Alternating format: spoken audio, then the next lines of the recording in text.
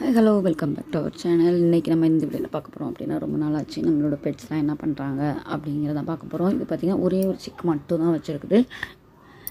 நம்மளது எல்லாமே நிறைய முட்டைகள், நம்ம 7 முட்டை வச்சாலுமே இந்த வாட்டி என்னென்னா இடி மழை வந்து எக்ஸ்ட்ரா வந்து நமக்கு நம்ம அன்எக்ஸ்பெக்டடாக மழை பெஞ்சதுனால அந்த சிக்கெலாம் வந்து பொரிக்கலை, முட்டை வந்து பொரிக்கலை. அதில் ஒரே ஒரு குட்டி சிக்கு மட்டும்தான் வச்சுருக்கு. அதுவும் என்ன பண்ணுதுன்னா, அவங்களே மிதிச்சிடுறாங்க. அந்த அவன் படுக்கும்போது அந்த மண்ணிலே வந்து அது கூடவே மற்ற இன்னொரு கோழிக்கு அதுக்கு முன்னாடி பொரிச்சிருக்கோம்ல, அந்த சிக்கையுமே அது கூட வச்சுக்குது அவங்க அம்மா. அதனால் அவங்களே வந்து எல்லாருமே சேர்ந்து ஒரே கூண்டில் போயிட்டு இருக்கும்போது இந்த குட்டி சிக்கை வந்து இது பண்ணிடுறாங்க, மிதிச்சு விட்டுறாங்க. இன்னொரு ஒன்றே ஒன்று தான் பொரிச்சிருக்குது. பார்க்கலாம் எப்படி இருக்குது அப்படின்னு சொல்லிட்டு. இப்போ வர வர முட்டை அடை வைக்கிறதுக்கே இஷ்டம் கிடையாது. ஏன்னா வச்சு வேஸ்ட் ஆகிடுது. ஒன்றும் பொரிக்கவும் மாட்டுது, பொரித்து காப்பாற்றவும் மாட்டுதுங்க. கோழிங்க பார்த்திங்கன்னா தாய் கோழி அவ்வளோ நல்லா பார்த்துக்க மாட்டுதுங்க. ஏன்னா அது நாட்டுக்கோழினா நமக்கு வந்து நல்லா பார்த்துப்பாங்க. அது கேர்ஃபுல்லாக இருக்கும், நல்லா வளர்க்கும் குழந்தைங்கள. அந்த மாதிரி எதுவுமே ஒரு காக்காவோ பூனைக்கோ அடிபட்டோ அங்கே நல்லா அரவணைச்சி கூப்பிட்டு போவாங்க. இது சண்டைக்கோழி அப்படிங்கிறதுனால மேக்ஸிமம் அவங்களுக்கு தெரியல எப்படி பார்க்கணும் அப்படிங்கிறது தெரியாமல் இருக்கும். நமக்கும் வந்து ஒன்று தானேன்ட்டு நம்மளால் அதை தனியாக கேர் எடுத்து பார்த்துக்கவும் முடியலை. சரி வளர்கிற வரைக்கும் வளரட்டும் அப்படின்னு. இல்லை வீட்டுக்குள்ளே நம்ம அடைச்சி போட்டாலும் கியான்னு ஒன்று இருக்கிறதுனால கத்திகிட்டே இருக்குது. நிறையா இருந்தால் கூட தெரியாது. அவங்க எல்லாம் விளையாடிக்கிட்டு ஏதாவது ஒன்று நம்ம ஏற போட்டோன்னா சாப்பிட்டுட்ருக்கோம். ஆனால் இது வெளியே விட்டாலுமே கத்திக்கிட்டே தான் இருக்குது. இதுதான் அம்மா. இதுக்கு பார்த்திங்கன்னா இப்போ லாஸ்ட் டைம் 2 சிக்கு வந்து இருக்குது. அந்த 2 சிக்கு ப்ளஸ் இந்த குட்டி சிக்கு, இதை 3ஐயுமே அது வந்து பார்த்துக்குது. இந்த மாதிரி வந்து பார்க்குறதுனால கொஞ்சம் கன்ஃப்யூஸ் ஆகி அந்த குட்டியை வந்து பார்த்துக்க முடியலை. பார்க்கலாம் எப்படி வருதுன்ட்டு. ரொம்ப நாள் ஆயிடுச்சு நம்ம வந்து வீடியோஸ் வந்து பண்ண முடியல. அதனால் வந்துட்டு இந்த வீடியோ பார்க்கலாம், ஒரு கண்டிப்பாக போட்டே ஆகணும் அப்படிங்கிறதுனால இது வந்து எடுத்து கொஞ்சம் அப்பப்போ எடுத்து வச்சு அதை வந்து மேட்ச் பண்ணியிருக்கிறேன். இதில் பார்த்திங்கன்னா நம்மளது வந்து எல்லாமே முன்னாடி ரொம்ப குட்டி குட்டியாக இருந்தாங்க. இப்போ எல்லாமே எனக்கு ஹைட்டாக வளர்ந்துடும். இது வந்து பார்த்திங்கன்னா சண்டைக்கோழி அப்படிங்கிறதுனால ஹைட்டாகவே இருக்காங்க. நல்லாவே பார்த்திங்கன்னா நம்ம கூட அவ்வளோ மெர்ஜ் ஆகிடுவாங்க. தனித்தனியாக நம்ம வந்து பார்த்தா நாட்டுக்கோழி நம்ம கூட வந்து அவ்வளோவா மிங்கிள் ஆக மாட்டாங்க. இவங்க அப்படிலாம் இல்லை. நம்ம போனாலே நம்ம பின்னாடியே வருவாங்க. நம்ம என்ன சாப்பாடு கொண்டு வரோமா, எது கொண்டு வரோம், அரிசி கொண்டு போடுறோமா, நம்ம வந்தோம்னாலே கையில் ஏதோ இருக்குதுன்னா கையே வந்து ஒரு வாட்டிலாம் எனக்கு செம்மையாக கொத்தி விட்டுரும். அந்த மாதிரி வந்து ஈகராக வெயிட் பண்ணிகிட்டே இருப்பாங்க. வாயும் வந்து ஷார்ப்பாக இருக்கும். நம்மளுக்கு அப்படியே ப்ளட்டே வந்துடும், தோல் வந்து ஸ்கின் பிரிஞ்சு வந்துடும். இந்த மாதிரி ரொம்பவே நம்மகிட்ட அட்டாச்சாக இருக்கும். நம்ம எதாவது சாப்பிட்டுட்டு இருந்தோம் அப்படின்னா உள்ளேயே கூட வந்துடும். நம்மகிட்ட வந்து கையிலேருந்து பிடுங்கும். அந்த மாதிரி பின்னாடியே வரும். நான் ரோட்டுக்கு போகிறேன் அப்படின்னு, நம்ம வெளியே போகிறோம் வீட்டை விட்டு அப்படின்னா அது அவங்க என்ன நினச்சிப்பாங்க, எல்லாருமே அவங்களுக்கு நம்ம ஏதோ கொண்டு வரோம்னு சொல்லிட்டு பின்னாடியே வருவாங்க. பேக் சைட் வந்துட்டு நான் டேர்ன் பண்ணிட்டேன் வேறு பக்கம் போகிறேன் அப்படின்னா நான் திரும்ப வந்து வீட்டுக்கு வந்துடுவாங்க. ஆனால் அதுக்கப்புறம் வர மாட்டாங்க. ஒரு லிமிட் தான், அந்த எல்லையை வந்து அவங்க தாண்ட மாட்டாங்க. ஒரு கோடு மாதிரி அவங்களே வச்சுப்பாங்க. இந்த லைன் தான், இந்த பார்டர் தாண்டி நான் வர மாட்டேன் அப்படின்னு சொல்லிட்டு அங்கேயே ஸ்டே பண்ணிவிடுவாங்க. அதுக்கப்புறம் ரிட்டன் வந்து மேய போயிடுவாங்க. அந்த மாதிரி இருக்கும். ரொம்பவே வந்துட்டு இவங்க இருக்கிறதுனால வீடு வந்து இப்போ நிறைய ஒரு கலகலன்னு ஒரு டைமும் நம்மளுக்கு வந்து அவங்களோட ஸ்பெண்ட் பண்ண முடியும். மைண்டும் வந்து ரிலாக்ஸாக இருக்கும். இவங்களுக்கு ஏதாவது ஒன்று பண்ணிவிட்டு என்ன பண்ணுறாங்க ஏது பண்ணுறாங்கன்னு சொல்லி பார்க்குறதுனால வந்து மைண்டும் வந்து நம்மளுக்கு டைவர்ட் பண்ணுறதுக்கு ஒரு வழியாக இருக்குது. ரிஃப்ரெஷ் பண்ணிக்கலாம். அவங்களோட கொஞ்சம் வந்து டைம் ஸ்பெண்ட் பண்ணும்போது பார்த்திங்கன்னா அவங்க என்ன பண்ணுறாங்க, சண்டை போடுறாங்களா, அப்பப்போ வந்து அவங்களுக்குள்ளேயே ஃபைட் வரும். அப்புறம் ஒருத்தர் துரத்திட்டு இருப்பாங்க. 2 பேரும் சேர்ந்து ரொம்ப நேரமாக கூட அடிச்சுப்பாங்க. அப்படி இருப்பாங்க. ரத்தம்லாம் வந்து முடியெல்லாம் தலையெல்லாம் முடியே இருக்காது, எல்லாத்தையும் கொத்தி இந்த மாதிரி ஒன்று அடுத்தது துரத்தும். இந்த மாதிரி இருப்பாங்க. அதில் பார்த்திங்கன்னா அவங்க அம்மா இன்னும் பழைய சிக்கு போன வாட்டி பிறந்த சிக்கையே வந்து கூட்டிகிட்டாலே இது அது இன்னும் இவ்வளோ ஹைட்டாக இருக்குது. அது பார்த்திங்கன்னா இப்போ கூற லெவலில் இருக்குது. அப்போ கூட அவங்க அம்மா கூட தான் போகுது. அவங்க அம்மா வந்து அதை கூட்டிகிட்டாலே இது இந்த ஒரு சிக்கு இருக்குது பாருங்கள், அது பெரிய சிக்கு ஆயிடுச்சு சேவல். ஆனாலும் அந்த அந்த அவங்க அம்மா இன்னும் விட மாட்டுது.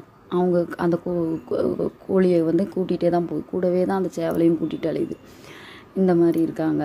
அது வந்து அவ்வளோ ப்ரொட்டக்டிவாக இன்னும் வந்து அவங்கள பாதுகாத்துட்டு குழந்தைன்னு இன்னும் அவங்க குழந்தைய வந்து பார்த்துக்கிட்டு இருக்குதுங்கும்போது அதெல்லாம் பார்க்க எனக்கு இந்த மாதிரி இவ்வளோ மற்ற இதே நாட்டுக்கோழின்னா ஒரு 40 டேஸ்லேயே வந்து வளர்த்து விட்ரும்.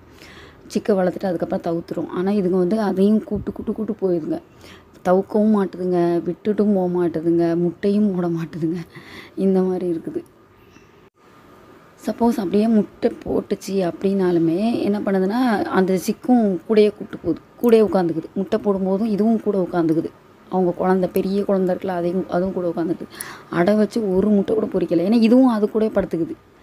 அம்மா கூடவே இதுவும் போய் அடையில் போய் அந்த முட்டைக்குள்ளே இருந்து முட்டைங்க எல்லாம் வேஸ்ட்டு. 11 முட்டை வேஸ்ட்டு. இந்த மாதிரி தான் பண்ணுறாங்க. பாருங்கள் எவ்வளோ ஹைட்டாக இருக்காங்க. இந்த 2 சிக்கையும் இது விடலை இவங்க அம்மா. இதுவும் வந்து இன்னும் தவுக்கலை, முட்டையும் போடலை, நெக்ஸ்ட்டு தவுக்கவும் இல்லை.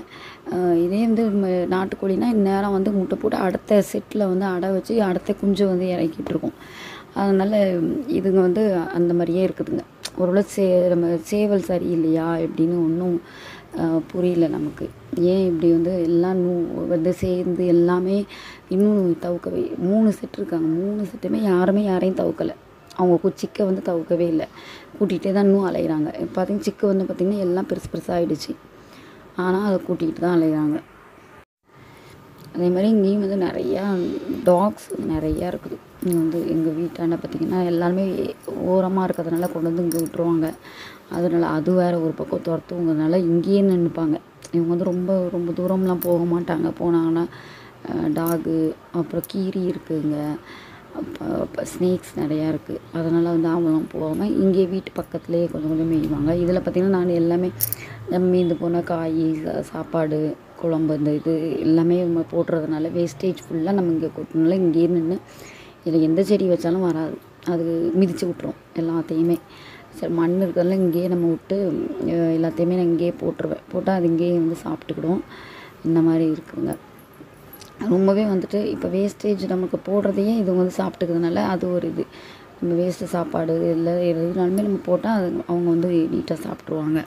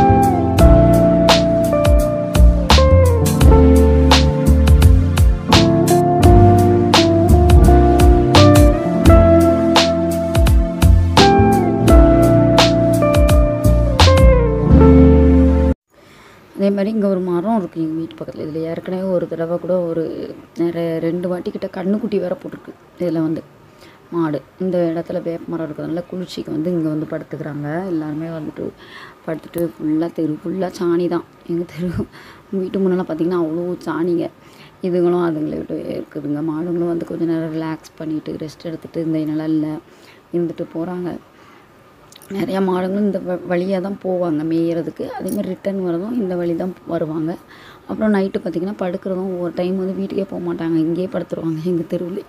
அதனால் என்னென்னா எங்களுக்கு தான் மஸ்கிட்டோஸ் நிறையா அதிகமாக இருக்குது எங்களுக்கு. ஏன்னா இங்கேயே வந்துட்டு அது படுத்துக்கிட்டு அது மாடு இருந்தாலே மேக்ஸிமம் நிறையா கொசு வரும். இப்போ இதுங்களும் அங்கே இருக்கிறதுனால அதெல்லாம் பாருங்கள் எப்படி கொட்டி போட்டிருக்குதுங்க. கஞ்சி தண்ணி எல்லாமே நம்ம வைக்கிறதுனால அது இங்கேயே குடிச்சிட்டு இங்கேயே படுத்து கிடக்குறதுனால ரொம்ப இது கொசு வந்து பயங்கரமாக கிடைக்கும் எங்கள் ஏரியாவில். ஆனாலும் மாடு, கோழி, காக்கா பார்த்திங்கன்னா அவ்வளோ காக்கா அங்கே இருக்குது. நாய், இது மாதிரி எல்லாருமே வந்துட்டு இருக்கிறதுனால ஏரியா வந்து பார்த்திங்கன்னா நேச்சுரலாக நம்ம ஒரு வில்லேஜ்லேயே இருக்கோம் அப்படிங்கிற அந்த ஃபீல் தான் இருக்கும். நமக்கு வந்து இப்போ சிட்டியில் இருக்கோம் அந்த மாதிரி நமக்கு தோணாது.